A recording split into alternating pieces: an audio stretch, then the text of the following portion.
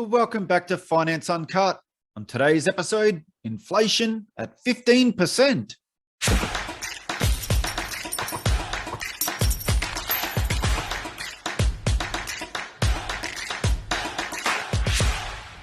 Now, I know there's nothing funny about inflation, especially for the poor and middle class. However, let's start this video off with a bit of inflation comedy. Inflation is our friend. For example, consider this.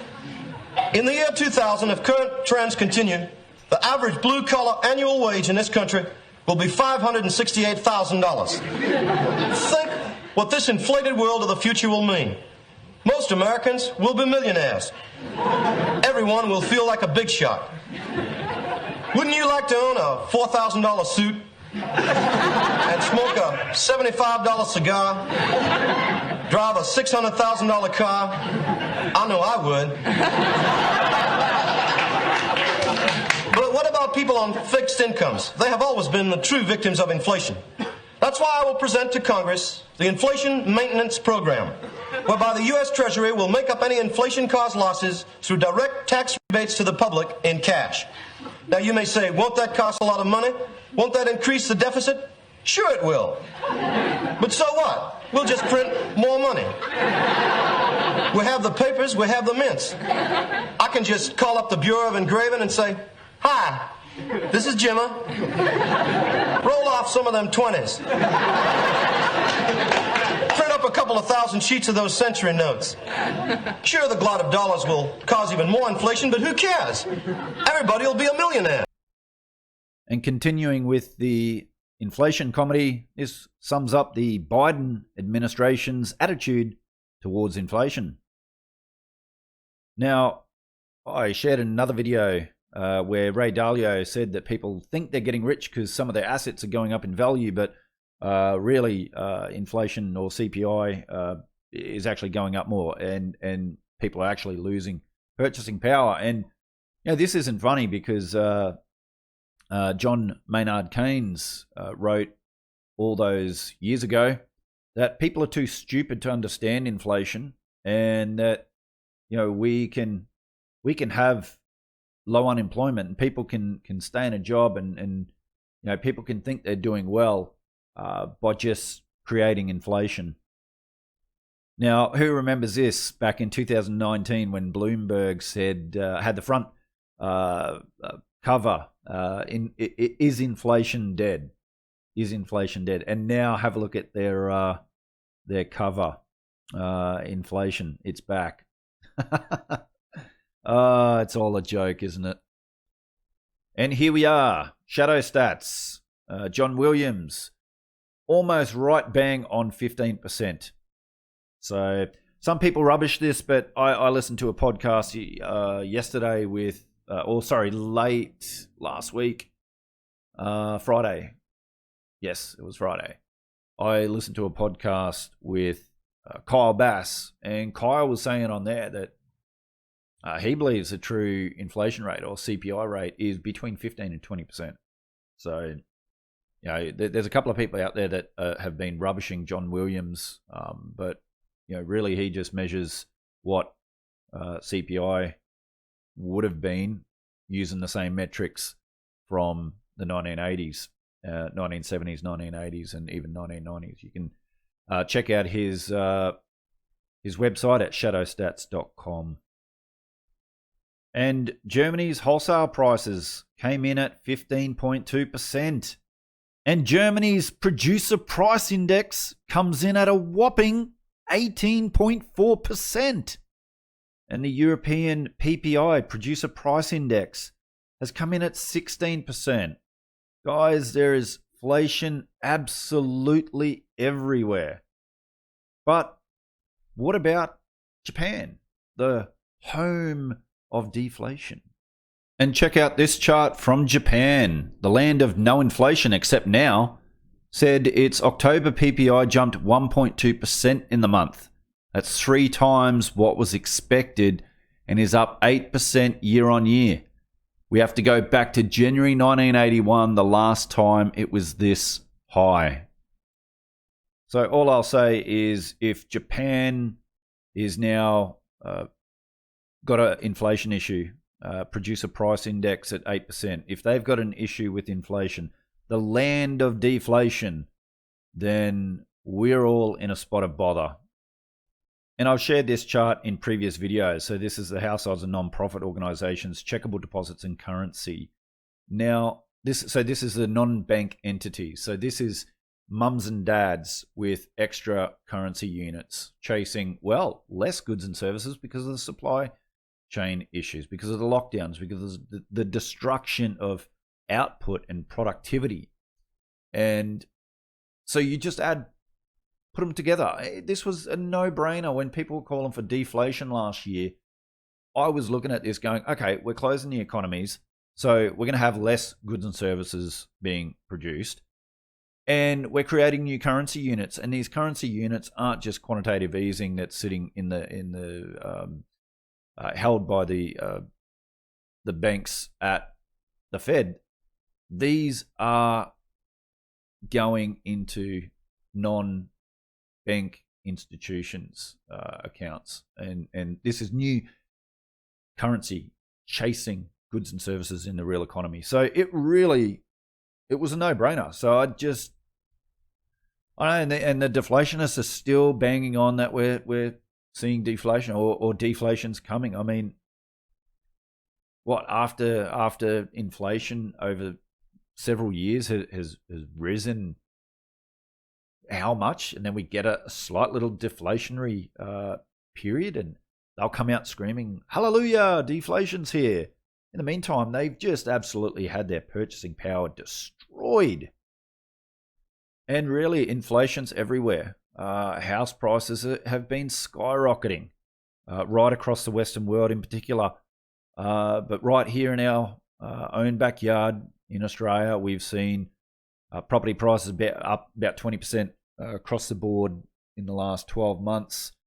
And if you have a look at a chart of loan commitments, new loan commitments, and have a look at it over the last 20 years, it gradually goes up, up and down, but gradually goes up. And then just in the last 12 months, it literally goes vertical. It's insane.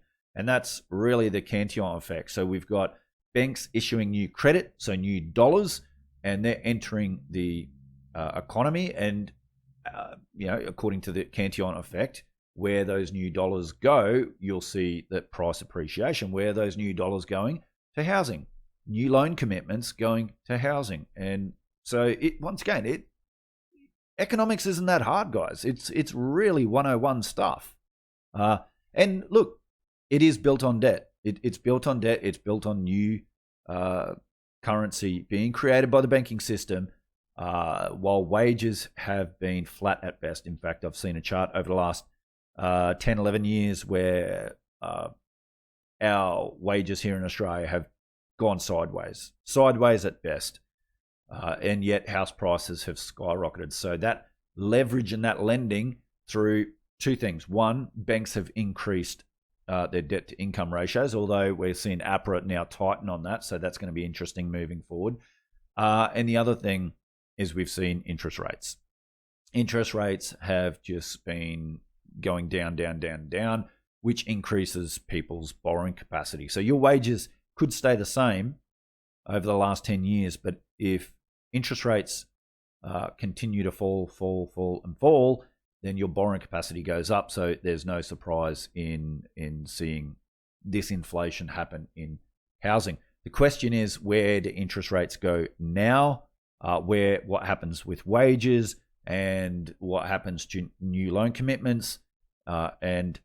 So this is personally, I don't think what's happened in the last 12 months is sustainable. I think it's artificial, and one of the reasons why I've been selling my investment properties. Thank you very much. So let's just cut to a clip now from economist Mohamed El-Erian. They are a risk, but they're really down the list of risks right now. The first big risk is a miscalculation in inflation. And I think that's going on now. And we are in this transition from central banks mischaracterizing inflation. The repeated narrative, it's transitory. It's not transitory. okay, to potentially a big policy mistake. So that's risk number one. Then there's a host of other risks, and then energy prices come after that. Okay, so let's talk about your inflation call, because I know this is something that you've been speaking about quite widely. I think the direct quote that you used here was that the notion that inflation is transitory could be one of the worst inflation calls in decades. So really calling out the Fed here on this idea that inflation is transitory. Did you just want to elaborate on that, and then we can unpack it a little bit further? Sure, and I've been on this for the last 6 months. When I heard people dismiss immediately the high inflation print, I said, let's be a little bit more humble. There are changes going on in the global economy. We don't fully understand them. Yes, there's a set of temporary and reversible factors, but there's also evidence of longer term factors. So let's not just dismiss the possibility that inflation is transitory. Starting in March, April was when I started speaking about that. Now we have ample evidence that there are behavioral changes going on. Companies are charging higher prices. There's more to come.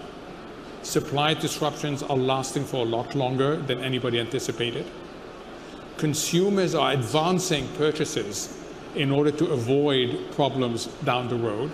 That, of course, puts pressure on inflation. And then wage behaviors are changing.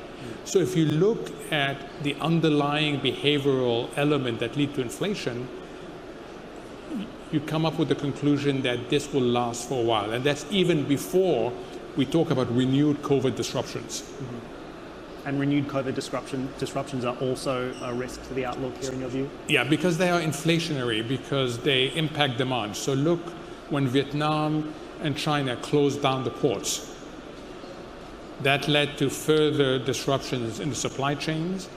It led to further disruptions in shipping. It clogged up even more the container traffic.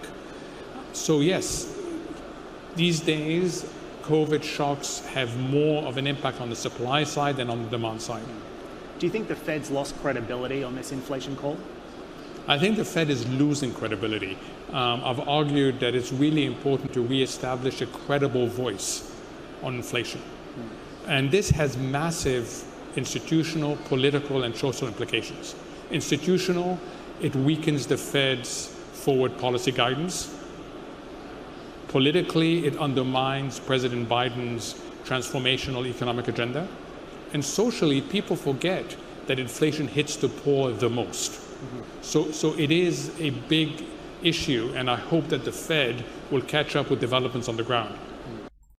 And I'll finish this video with this quote from Josiah Stamp. And those who don't know, Josiah was the former director of the Bank of England. He said, and I quote, "Banking was conceived in iniquity and born in sin. Bankers own the earth. Take it away from them, but leave them the power to create money. With the flick of a pen, they'll create enough money to buy it back again. Take this great power away from them, and all the great fortunes like mine would disappear, and they ought to disappear. For then this world would be a better and happier world to live in. But if you want to continue to be a slave of the bankers, and pay the cost of your own slavery, and let the bankers continue to create money and control credit."